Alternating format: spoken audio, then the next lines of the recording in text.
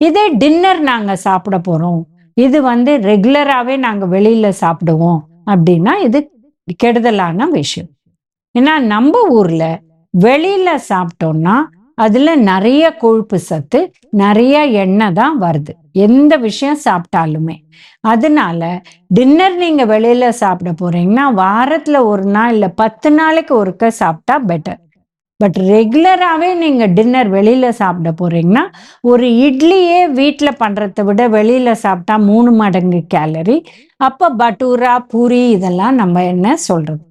And வெளியில ஒரு small meals இல்ல மினி மீல்ஸ் எது சாப்பிட்டா கூட உங்களுக்கு அந்த அளவு வெஜிடபிள் கிடைக்காது. அண்ட் டைப் ஆஃப் வெஜிடபிளும் மாறும். கட்டாயம் ஒரு உருளைக்கிழங்கு ஃப்ரைடு நெறைய எண்ணெய் போட்டு வச்சிருப்பாங்க. இத தவிர இந்த மாரி ஒரு கிரீன் வெஜிடபிள் இருக்கும். அதனால நம்ப வந்து டெய்லி இந்த மாரி ரூட் வெஜிடபிள் அதான் உருளைக்கிழங்கு, சேனக்கிழங்கு, சேப்பங்கிழங்கு அதுவும் ஃப்ரைடு நெறைய எண்ணெய் போட்டு பண்ணி சாப்பிட வேண்டிய அவசியம் இல்ல. அதனால தான் வீட்ல சாப்பிடுறது பெட்டர்.